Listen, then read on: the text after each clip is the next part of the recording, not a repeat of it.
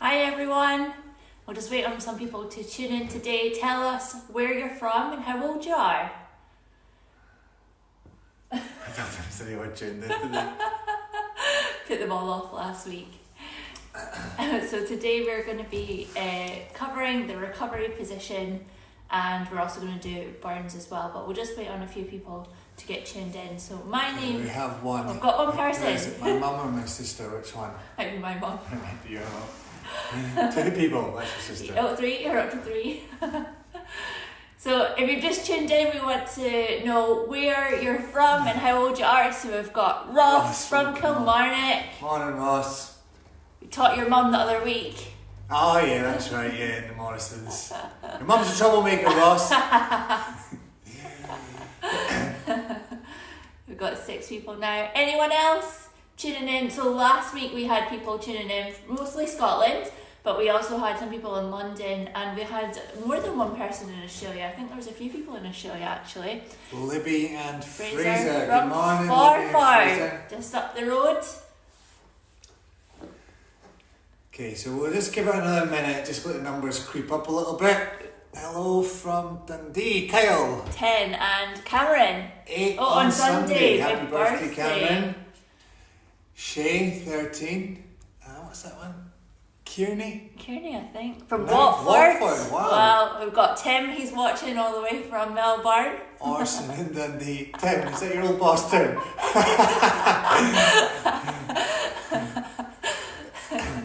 Orson, good morning, buddy. How are you? Have you got your casualty and your cling film at the ready for today? Did anybody watch last week? Just put a comment up and let us know if you were watching last week as well. Because we're going to do a little bit of a recap, and it'd be good if you watched last week so we could figure out what we did. Ryan Kane. You're too old for this, Ryan Kane. I hope you've got your cling film at the ready, Ryan. Have you got Stephanie, and have you got your cling film at the ready? You need a partner and you need cling film. Alright, okay, so we've got 22 now, so we'll get started. So we're going to, my name is Robin, first of all, and this is Sean. So we deliver first aid courses all over Scotland, but we can't do that right now, so we are coming into your living room or your bedroom and teaching you our general watch last week. Alright, so we're going to do a quick recap. We did CPR last week, we got Bob at the ready. We taught you doctors ABC, so we're going to go back over that and see if you can remember. Silas and Rory, back again. Back again, yeah. Alright, so we are going to start off with the first D. Can you remember what it stood for? So when you walk into the room, before you start doing anything to your casualty talk, can you remember what the first D stands for? Should we tell them? Yeah, okay. It stands for... Why is it just all my mates that are watching it? For the kids. It stands for D, which is danger. So remember to look for dangers. We're looking up, we're looking down, we're looking left, we're looking right. We're spinning around and making sure the area is clear before we can move on to our next letter. So our next letter is R, which stands for, can you remember? Shout it out if you can. Or send us a message if you can. Carol remembers danger. Damn the filter. It stands for response. So what we're going to do now is try and wake Bob up. So we've looked for any dangers. We've not been able to see any, so we're going to try and wake Bob up. So Sean's going to demonstrate how Tap to on get the a shoulders, response. a little shake, speaking into both ears. Hello, wake up for Sean, wake up, wake up. Clap our hands. And the last one is a little bit of pain, thumb in the clavicle. And he's not waking up. So we need to move on to S. Have I got it upside down? It doesn't matter. So this stands for shout or send for help. Are we ready? 1, 2, 3, help! Or if you're by yourself, you're going to call 999 or the other special number we taught you last week, 112. So after we've done S, we are going to move on to A. Shout it out if you can remember this one. Well, Tracy Gilhooly's getting them all. She's got a response. Very nice. So this one stands for airway. So when a casualty goes unconscious, their muscles Shout, you can good. relax. Well done. Silas and Rooney. And their tongue can fall down the back of their throat. So we need to open up their airway. So Sean's going to demonstrate it. Okay, one hand on the head and forehead, 2 fingers on the chin, and pull that head all the way back. So one hand on the forehead, 2 fingers on the chin, pulling the head back and tightening up the throat. So once the airway is open, we're going to move on to B. Shout this one out if you can remember. Ryan's very active. Come on, Ryan, you'll know this one. It stands for breathing. So we're going to check to see if Bob is breathing. So Sean's keeping the airway open. He's coming down low and he's going to do 3 things. He's looking to see if the chest is moving up and down. He's feeling for it on his face and he's listening for it as well. And this is for 10 seconds he's going to do this. Is Bob breathing? No, he's not. He's not breathing. So the last one of our recap today is C. Shout it out if you can remember what this one stands for. Quickly type it in for us. I think there's a little bit of a delay when we're getting these comments coming through, but we'll still know. Remember this one? What's that one called? This one stands for CPR. So if your casualty is not breathing, we're going to push down on their heart and keep blood pumping around their body. So can we remember how to do it? 2 hands out in front, 1 hand up on top of the other, put your fingers through, and we're going to push down right in the middle of the chest. And we're going to keep on doing this until an adult or a paramedic, that's the people who work on the ambulance, can come and help you out. So Sean's demonstrating on poor wee Bob here. He's pushing down 1/3 of the chest, so it is quite hard. And the rate of the compressions is 100 to 120 per minute, so it is quite fast. So that was our quick recap on what we taught you last week. And now we can move on to something else. So what we're going to cover today is recovery position, which is for an unconscious breathing casualty. So what we did last week was unconscious, not breathing. So that's when we have to start doing our CPR because they aren't breathing. But this time when we check to see if the casualty is breathing, so Sean's checking to see if Bob's breathing.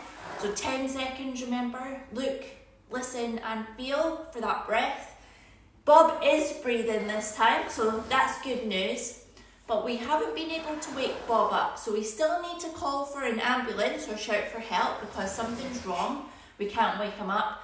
But in the meantime, we can do a special safety position, and this is called the recovery position. You might have done it before, but it's a safe position that you put someone in when you turn them onto their side.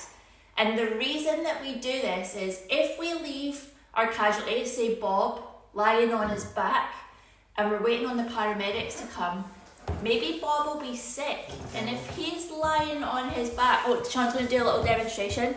So Sean's lying on his back, and he starts to be sick. What could happen to him if he's lying on his back? He might choke, so we need to have him in the safety position on the side. So I'm going to demonstrate. It's a little bit hard with the angle of the camera, so I'm going to do one side on Sean, and then I'm going to come over and do it on the other side. And if you grab your casualty, we're all going to do this one together. So, one of the questions, is it supposed to be done to the tune of Staying Alive?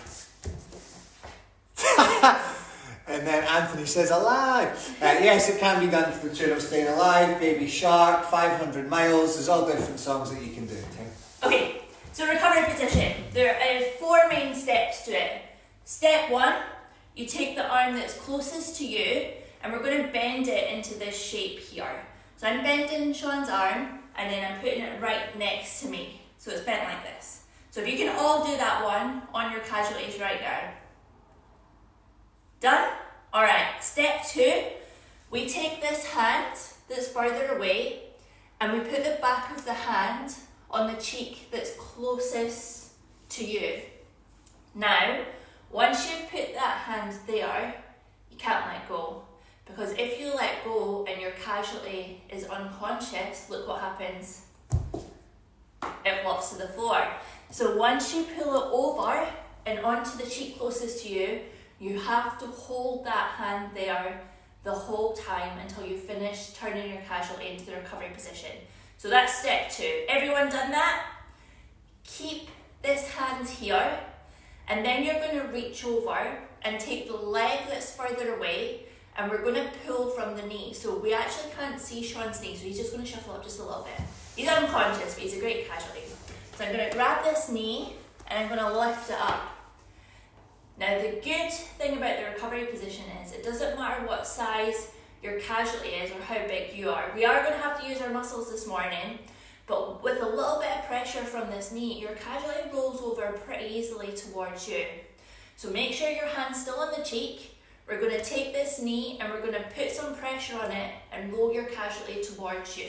Ready? We're going to roll them over. Now, casualties are top heavy. So if you don't pull your casualty all the way over and you stop halfway, realistically they're going to roll backwards, which is not what you want. So pull the shoulder all the way over towards you. Now when you roll them over, this top leg is still crossed over the bottom leg. So I want you to lift it up and pull it so it's nice and stable. And then the last thing you want to do is we're going to open up the airway. So remember we did it last week. We pulled the head back. We're going to do that for the recovery position. So I'm just going to take Sean's head and pull it back so his airway is as open as what it can be. So now if Sean happens to be sick while I'm waiting on the ambulance, don't know if you can hear him, it's all just going to flow away and he won't choke.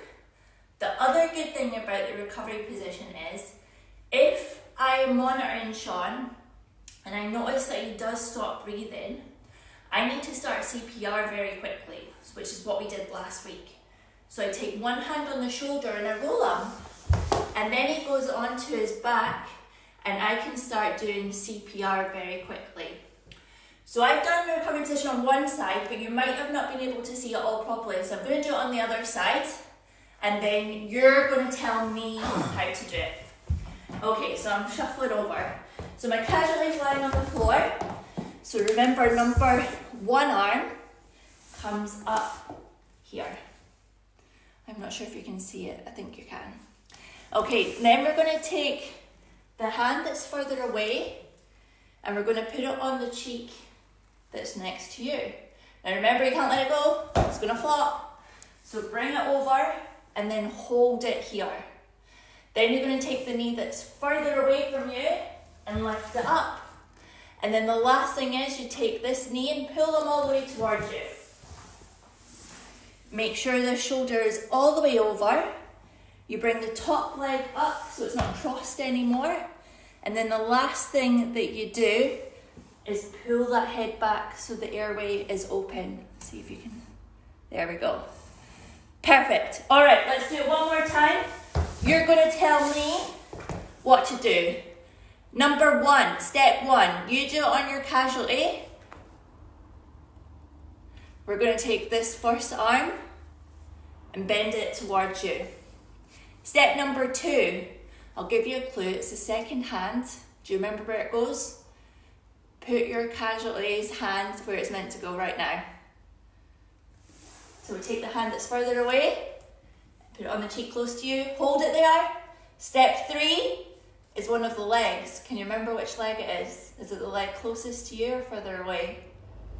It's the one that's further away. We're going to lift it up and then we're going to roll towards us. Ready? Flip. Top leg up high, pull the head back, and that's the recovery position done. Perfect, good job. All right, Sean, you can wake up. So if your casualty was injured, you have to be careful what side you're going to put them on. So if you think about it, if I had a punctured lung, if you put me on my injured side, it means my good side doesn't have any weight on it and it can still work to its maximum capacity. So that's something that you want to think about. If it's an illness and it's not an injury, so you can't see anything wrong on your casualty, and you're waiting a while for the paramedics to get to you, a nice thing to do for your casualty is to turn them over every 30 minutes. It just helps with their blood flow. And the last thing with the recovery position is if you're putting a heavily pregnant lady into the recovery position, you want to put them on their left-hand side and they'll just stay on their left-hand side the whole time. You don't want to pop them on the right because that can stop blood getting to the baby and to their belly and their heart as well. So they just stay on their left hand side the whole time. So that was the recovery position. Last week people were sending in pictures of the kids taking part. So if you could do that again today, that made our week, didn't it? We loved Silence, it. Rory, let's see your recovery position. So we'd love to see you put in your casualty into the recovery position. Well, good. Talk about burns. Burns. All right. Who's been burned? What have you been burned with? So we asked the kids this, don't we, quite a lot. Yeah. And we get all different answers. A really common answer for kids is pancakes, isn't it? Yeah, the oven, taking something out of the oven, baking something with the parents. So that you can have a scald or a burn, and a scald is from a wet heat source. So that's the most common one for children. So that is tea, coffee, the shower, the bath, steam, anything that's from a wet heat source. That's the one that children are more likely going to be burned by. But you can be burned by so many different things. Pancakes. So there's lots of different things that you can be burned by. So there's 4 main steps to helping someone who's been burned. Step number 1. If there's any jewellery in the way of the burn, you need to take it off very quickly because burns swell fast. So say for example I burnt my hand, I've got my ring on. My hand's going to swell very quickly, and then I'm not going to be able to get my rings off, which means blood's not going to get to this finger. So very fast, take jewellery off. With the jewellery, if there's any clothing next to the burn, but it's not stuck to it, pull it up and out the way for the next step. But if there's any clothing that is burned and it's on the hand, so say I burnt my hand and my jumper is now stuck to it, we don't want to be peeling that off because that's going to be really painful, and that's actually past our first aid expertise. That needs to be seen to in the hospital. We're just going to leave it stuck on. So step 1, take off jewellery and move clothing if it's going to get in the way and it's not stuck to the burn. Morning, Oscar. Thanks for joining us. Have you got your cling film ready? Step number 2 is cool running water. If you only have a hot and a cold tap, then yes, you're going to use your cold tap. But if you have a mixer tap and you can have it so it's not completely freezing, it's just a little bit cooler than that, then that's the temperature that you want the water. And do you know how long that you run it under the cool running water for? If you want to quickly pop it up on the screen, we'd love to know your answer. How long do you keep a burn under cool running water? In minutes. I think we're going to get one answer. I know it's one person who's going to comment. It's always a bit slow in coming through. There we go, 10 minutes. So Carol said 10 minutes, so I'm not sure who the child is there, but it used to be 10 minutes, which is a really long time, but actually... 2 minutes. It's just increased within the past 6 months. So the first aid treatment for a burn is cool running water for 20 minutes, which we appreciate is a long time. If you've ever burned yourself before, how long did you last under that tap? 1 minute. A few seconds. Couple 5 of minutes. We didn't last long. So 20 minutes. We've got... Who have we got there? Despina and Donna. A little bit longer than 5, 20 minutes for that one. We're going for 20 minutes. Now the reason that step is really important, our skin, if it's been burned, so we'll say I burnt my hand again, for the next 2 hours after it's been burned, it's going to keep getting worse, so it's going to progressively keep on burning after the next 2 hours.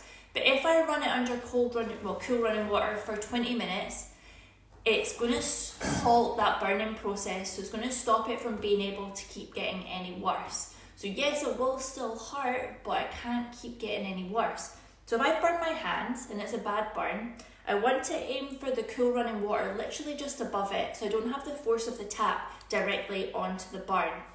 So just above it, and it can trickle down onto it.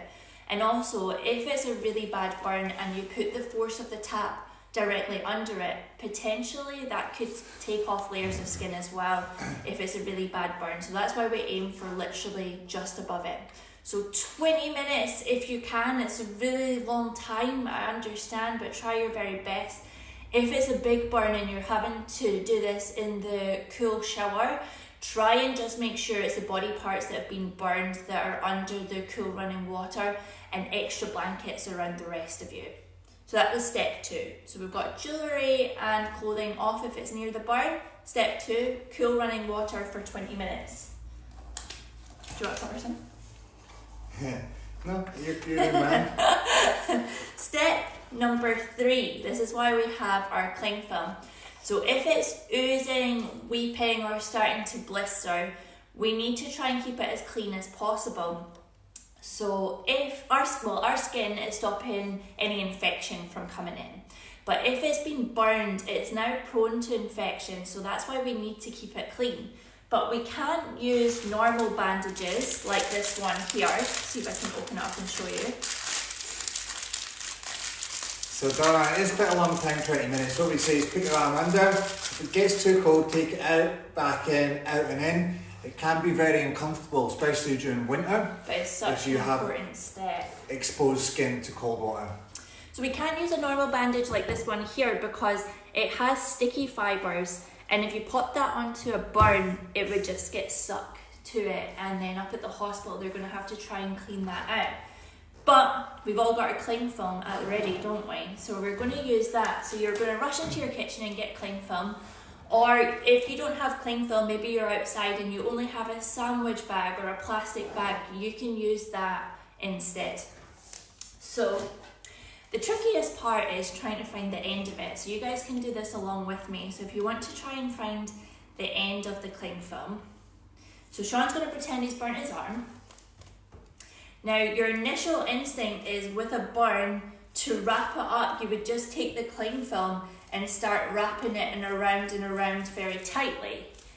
But remember I said burns swell, and if you do that and you do it tight, you might restrict any blood flow and then it's not going to be able to swell, which is what it needs to do right now. So we're going to wrap up a little bit differently. So once you find the end of the cling film, just take off the first bit, because if it's been in your cupboard it can be a little bit dirty, and just chuck it to the side. We'll put it in the bin later, I promise. Parents, we're going to tidy up. So we are going to take this cling film and we're going to wrap it around one time with extra cling film. So we're going to give ourselves some space. Now where the cling film meets in the middle, we're going to scrunch it or roll it. So Sean's just going to bring his arm up so everyone can see. So now it has this seam here. So now his burn is going to be able to stay as clean as possible until we get up to the hospital. But if the burn does need to swell, this can open up and it's going to allow it to be able to swell until we get up to the hospital. So hopefully you guys have all had a shot at that one. Again, we'd love to see pictures of you giving it a go. So that was step 3. We've got one more step for you. So step 4 is consider going up to the hospital. Now the first aid advice is any child that's been burned or scalded should be going up to the hospital, but we understand that it really is at your own discretion. But children in particular, their skin is a lot more sensitive than ours. Actually their skin burns 4 times as quickly because it really is a lot more fragile. So we might be able to cope with a small burn, but potentially not them. And if there's any burns to the hands, face or feet, because they're using them all the time, they really are prone to infection. So it's a good idea to get them checked out. But if you're the child, you're going to speak to parents or adults in your house, and they're going to decide whether you need to go up to the hospital or not. And you can use tin foil for the burn, you can use a shopping bag for the burn. Anything that doesn't stick to the burned area but protects it from infection getting in. So you can use tin foil. Yep. Alright, so we are going to do a quick recap on what we have taught you today. So write down your answers, we'd love to see what you're coming up with. So the first thing is, Why is the recovery position good? Why is it a good idea to put someone in the recovery position? So we're putting them onto their side, but why are we doing that? Could be a long way. I know.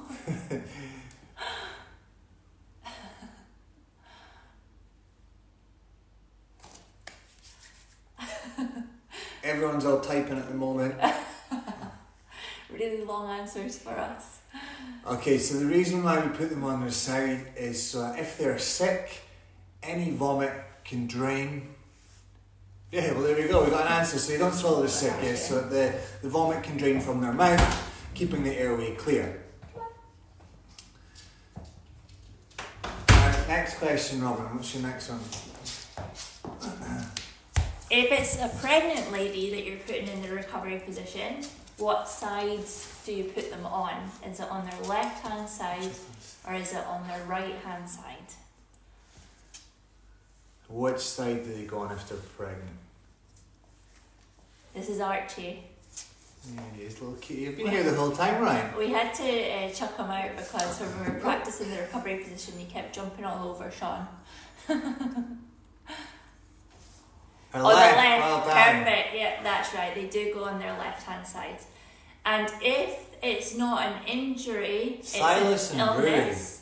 So if it's an illness and they're unconscious but they are breathing and you're putting them in the recovery position, if you're waiting a while for the paramedics, how long before you flip them over and turn them over to the other side? Can you remember?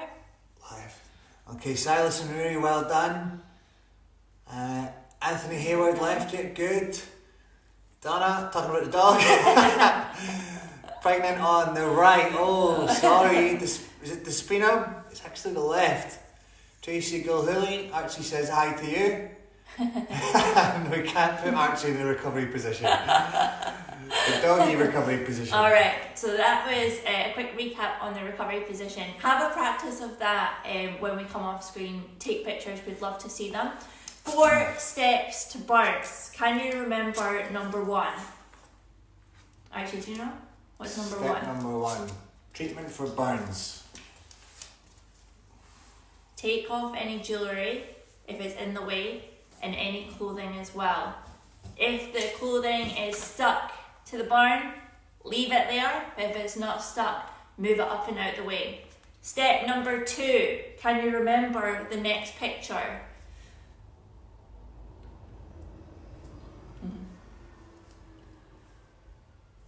Take off rings, Rings, well yeah. done. Is it Perfect. Avril? Yeah, Good Avril. one. Who's the children? Is that yourself, Avril, or is there? No, are you Avril yourself? is who came to our Kilmarnock. Ah, okay. Remove jewellery, yes, well done, Perfect. Donna. So number 2, I think we're shocking everyone with the 20 minutes and no Yeah, 20 long minutes, time, yeah. sorry. So we're going to move on to number 2. Which is cold running water, or cool running water, for up to 20 minutes. Try your best for 20 minutes. That's what's going to halt the burning process. So it is important that we try our best to aim for those 20 minutes. We do know it's a long time. Steps. Libby says running water for 20 minutes. Well done, Libby. Yeah, that's correct. Good job. Number 3, can we remember the next one? Archie, do you know? Do you know what it is? What's the next picture?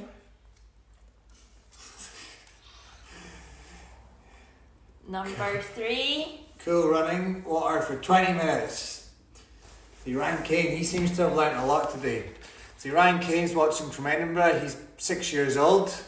He goes to St. John's Primary School. Okay, number 3 is we're going to wrap it up. We're going to keep it clean, ideally with some cling film. So take the first couple of layers off. It'll be a little bit dirty if it's in your kitchen cupboard.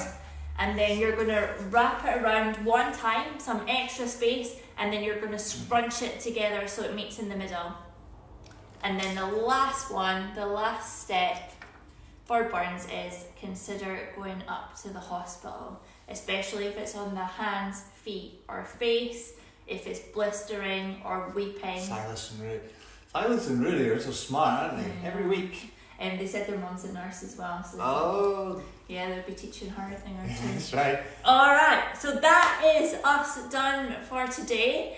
Thank you all for watching. We definitely want to see pictures coming in. Next week we will be back and we are going to cover what's in our first aid box. So we're going to go through all the different items in our first aid box, and we're also going to go over broken bones and fractures as well and how to deal with them too.